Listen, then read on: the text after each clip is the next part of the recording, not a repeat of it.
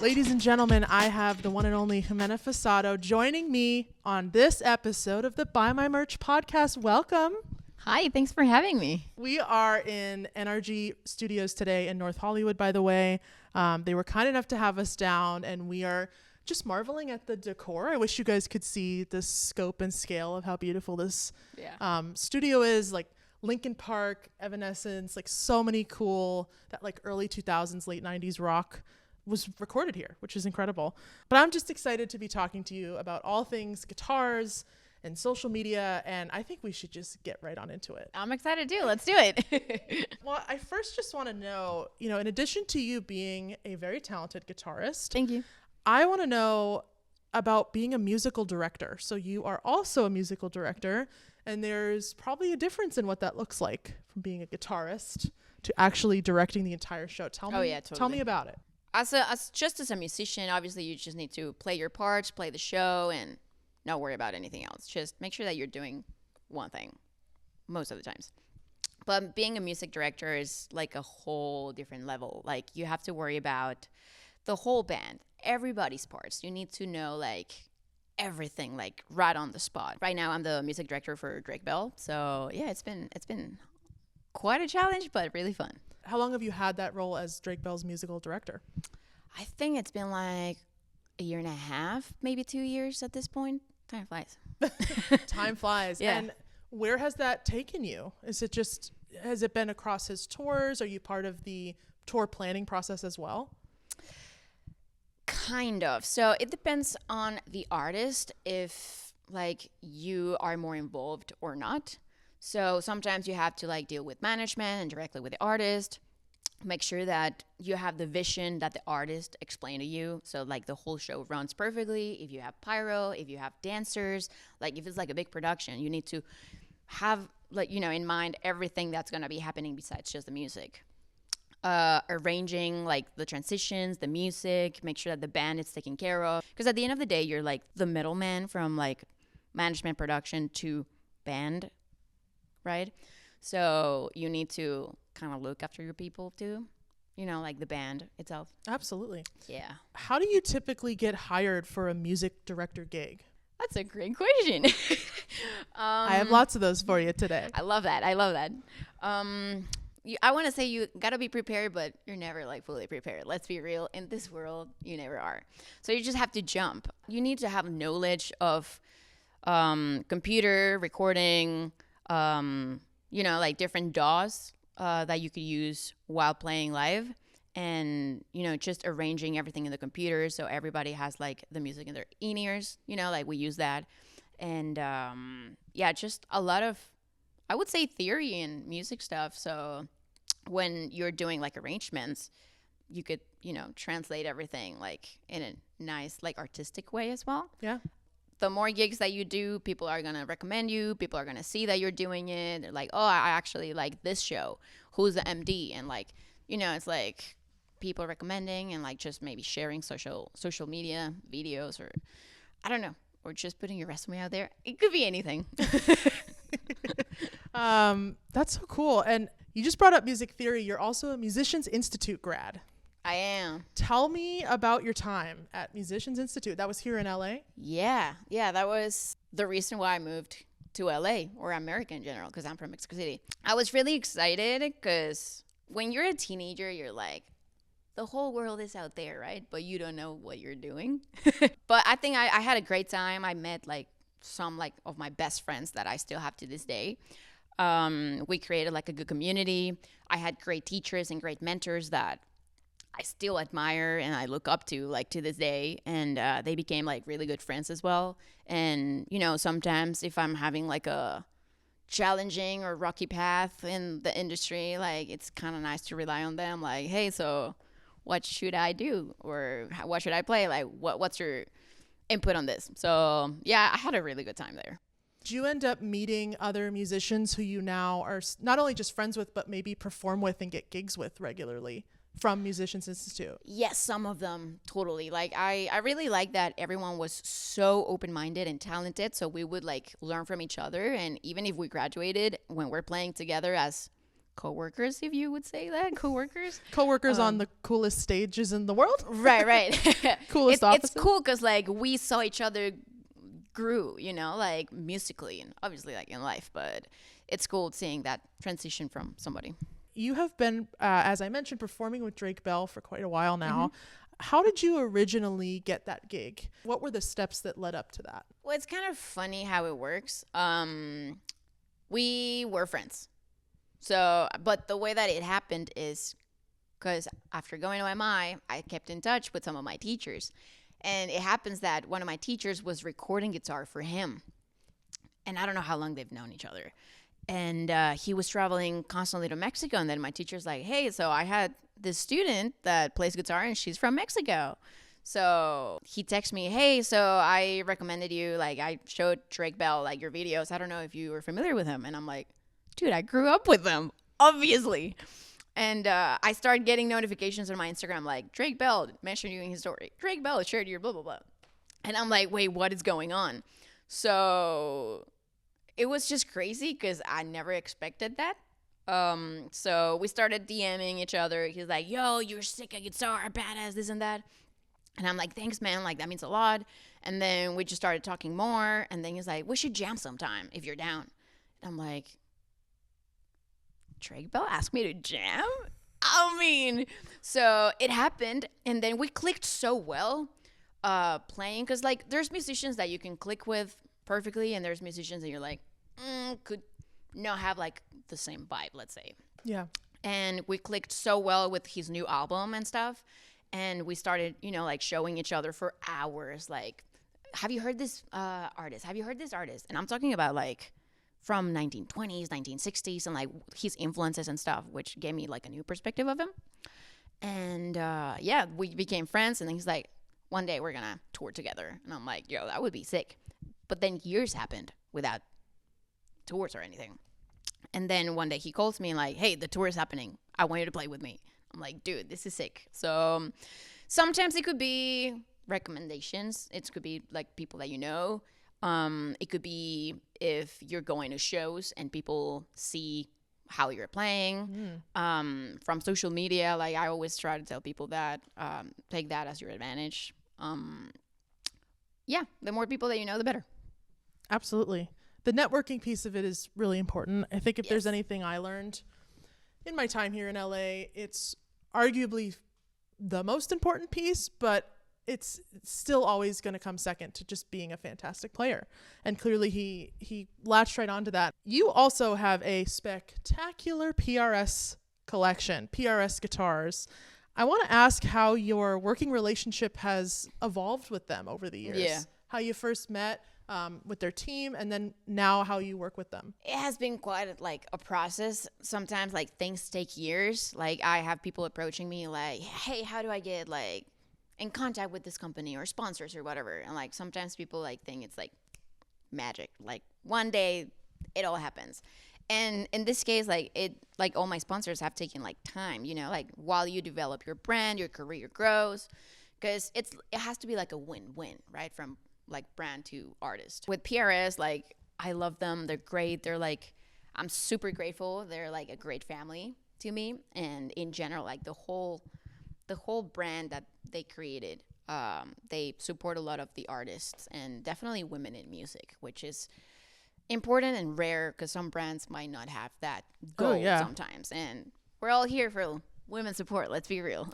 Absolutely. Let's go. It's kind of funny. I met Paul at MI.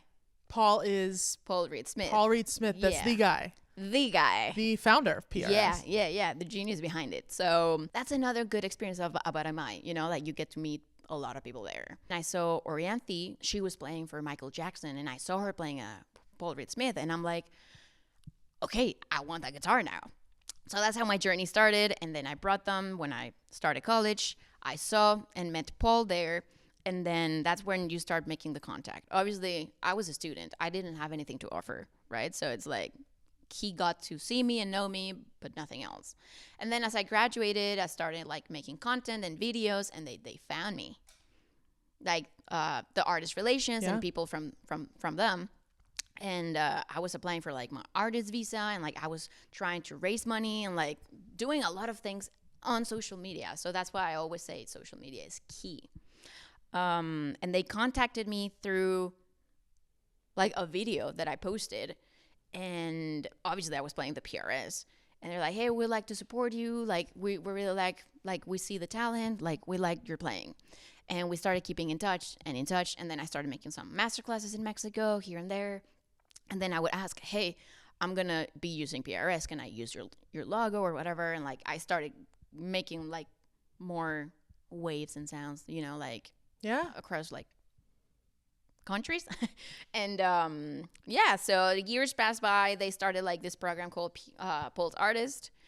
And it's like a way to support local people from different parts of the world. And it's like kind of supporting you to almost a sponsorship. So like they have different levels and degrees of how to support musicians. Yeah. And then I'm talking about all this, I'm saying so fast, but it was years of like preparing and building up. And then I like they kept seeing like my career started, you know, developing, and like I started playing arenas and like with top 40 like artists, Drake Bell, Becky G, like it started like a boom, you know, like obviously the brand is going to be like, okay, we see that things have improved a lot to you, you're doing stuff, let's talk.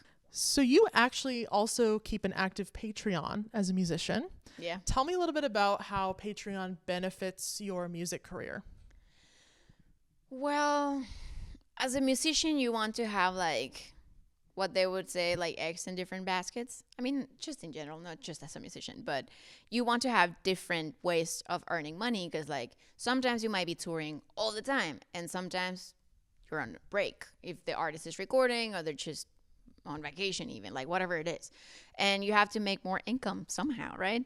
It's like a way of having like direct contact with your fans, the crowd, and you end up building like an audience. Like it's part of another social media platform, I would say, that it's really supportive, because you could have like different like levels of engagement with different people, like, and that's why the different prices and stuff. So I think it's like another way to support it yourself. What's one of the perks that you currently offer your subscribers? It depends on the tier. Like sometimes it's like video calls, sometimes it's like guitar lessons, merch, or just like behind the scenes. I love recording behind the scenes. Like when I'm on tour or like recording or having this kind of like interviews, I love sharing that with people. And it's like my other side, like a vlogger kind of thing. Like it's another outlet for me. So offering that sense of like what's happening before the show or after the show, what do we do, and just bringing my fans and people in that journey, I think it's exciting because nobody gets to see that. Yeah, that's awesome. Yeah. Aside from Patreon, I wanted to ask you a little bit about your overall social media philosophy. So how often do you post? Where do you prioritize posting right now? It's so funny because like social media keeps changing and everyone's like so concerned of the algorithms and like this and that. I mainly use Instagram. I love the way it works and everything. Some of my friends do other platforms and they do great, but I just feel really comfortable on Instagram, you know, and it's where I have the most followers. People that are like well known or famous artists follow me there, so that's why I focus there, because you know any opportunity can come there. And I try to post for now like maybe 2 to 3 times a week, and I know it's not enough, but I've been on tour and like with a lot of recordings. I have to say, I think that's a lot. It is a lot. It's not enough. I just want to interject and say, like, as somebody who works with other musicians on their calendars and strategies, 2 to 3 posts a week is a lot. And if you are managing like Jimena to handle that, it's a lot. And let's be real, it's not enough though. If I'm not on tour, maybe I could post more, you know, like I love posting stories. I think I do more stories, and those could be like daily, and I get a lot of engagement there instead of just posts. Yeah. Because I'm really perfectionist, and I want the videos or pictures to capture something that I want to remember on my grid or people, because your grid is your resume at the end of the day. And it's just really important, like what people are going to be looking at. I just want to really keep it like pretty slick, you know? Absolutely. Everyone can have their own vibe with socials. Anybody, I'm all about that. Do whatever you want with your socials. Speaking of socials and Patreon, so all of the things combined, I want to ask you what your marketing checklist looks like right now. Now, maybe it's not a new music or like an artist song, but if you're going to put something out that you've worked on, what is your marketing checklist for getting the word out? Different times, different days, and different like videos or like pictures about it. Because if you post the same thing, people are going to be like, okay, we're over it, like whatever, I don't know what this is, but I just keep saying it, and people will get annoyed. And that's really tricky sometimes. So make it like interesting for people with advertising. I want to ask what a mistake is that you see other independent artists making when it comes to, I would say, utilizing things like social media to market their music. Mistakes. I think we all have to make mistakes so we can actually get somewhere with a lot of followers or engagement. I've done plenty of them. But maybe not having a plan, just like what we were saying. Some people are like, oh, I'll figure it out. And saying, I'll figure it out won't take you anywhere. So have it like written down, make sure that you have like steps. Because once you have everything like, I don't know if it's the word like materialized, like on paper, then you can follow those steps instead of just keeping them up in the air or in your head, you know, because then you will miss something for sure. I'm here talking today to a bunch of really cool musicians in LA. What are some misconceptions that you think people have about making it as a musician here in LA specifically? I think like a big misconception since I graduated college is that people think just because you're going to be in LA, everything's going to be easy. Everything's going to come to you. The opportunities are going to knock on your door like, oh my gosh, we want to work with you. Like, we're so dying for that. Like, it's not how it works. You know, like, yes, you have to know the right people, but it also comes from you as an artist. Like, do you have the brand? Do you know who you are? Do you know your sound? Go out there, you know, like network a lot, because it's not like who knows you, but who you know. So you need to be out there and like do the work yourself. I think it's a misconception of just like, oh, LA will give me everything. I think this is something I would say too. You don't have to be sort of like a one-trick pony. I think there's a lot of, you know, I went to school for this, but you went and expanded and learned about music direction. And it's not only fascinating, but it's going to get you additional work. And it keeps it diverse, the types of things that could be offered to you. Yeah, definitely. I would say the more that you know, the better opportunities you will have. What is one thing you regret spending your money on while trying to advance your artist career? So I would say if you're advancing your music career, you're not wasting anything. So there's no money that wasted or opportunities because your goal is advancing your music career, anything. So I think nothing will be like a waste for that.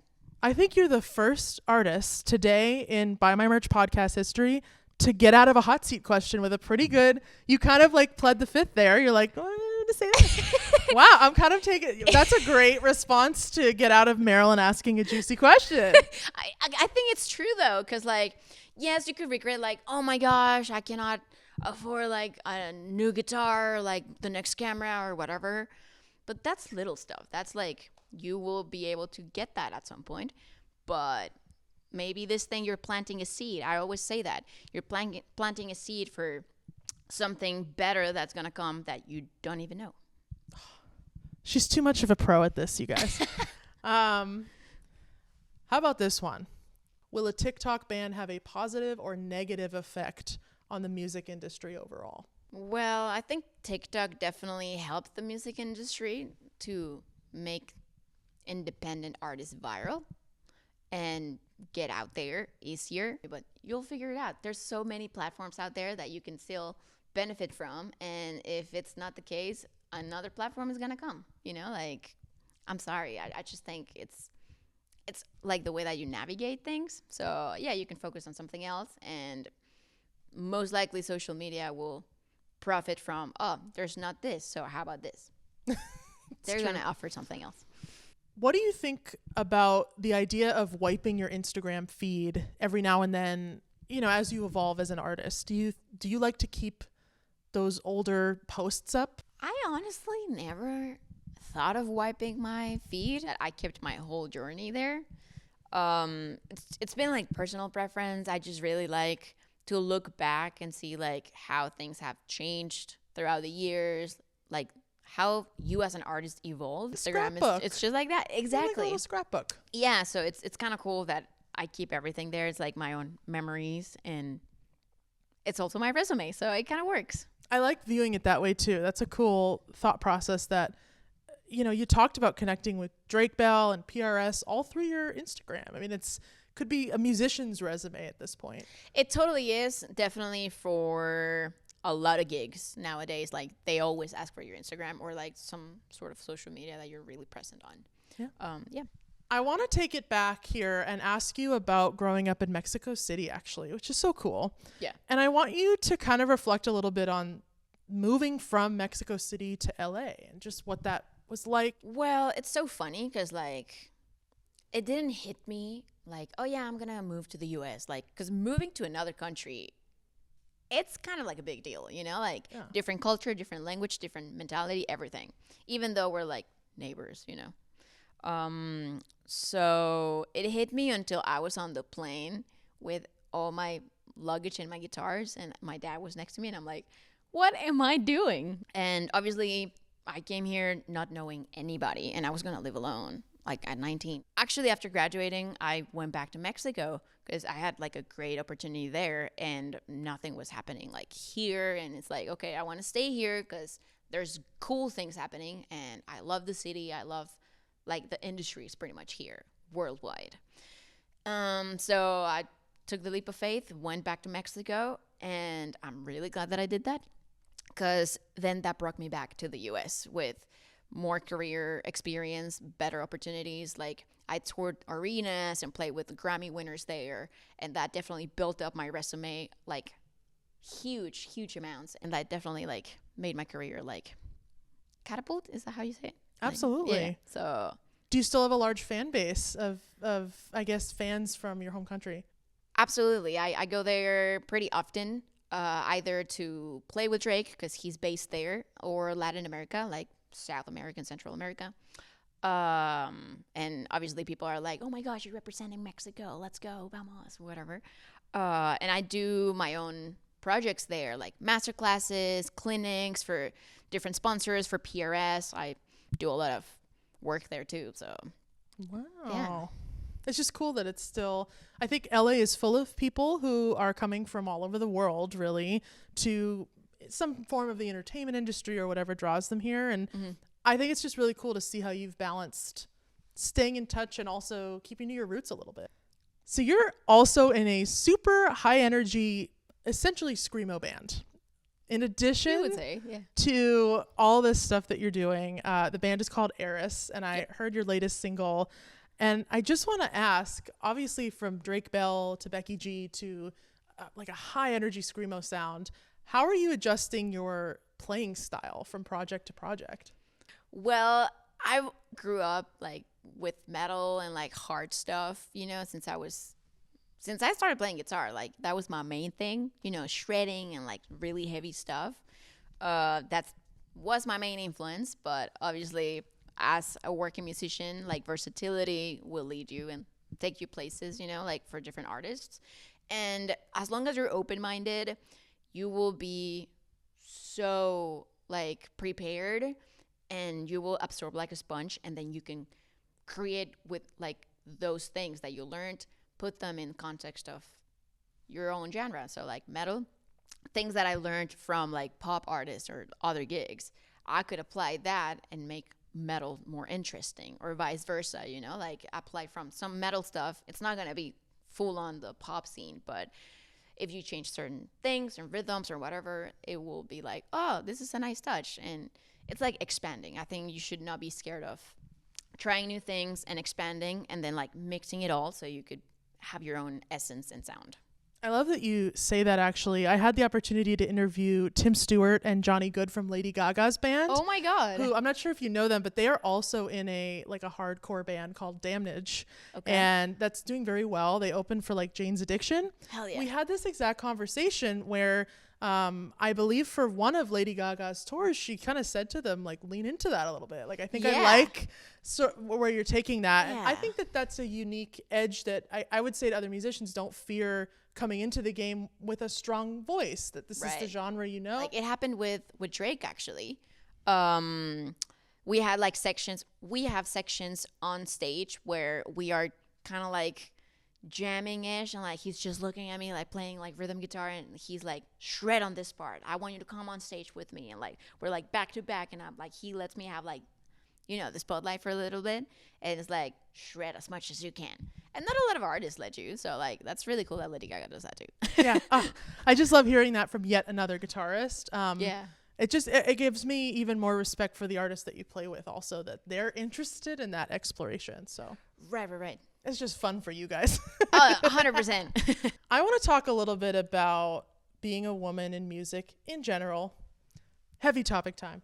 I want to come from it seriously. Like, what does it mean for you to have a platform with a following as a woman and as a female guitarist, very, very male dominated space? Like, how important is it for you to represent in that category? I mean, that's always been like my slogan, you know, like to break the stereotypes of females in like the industry. And it's not just us playing guitar, it's just like the industry itself. Like, I have so many friends that are producers or, you know, engineers, and the percentage of women in those fields is so small to this day, and there's a lot of work to do still.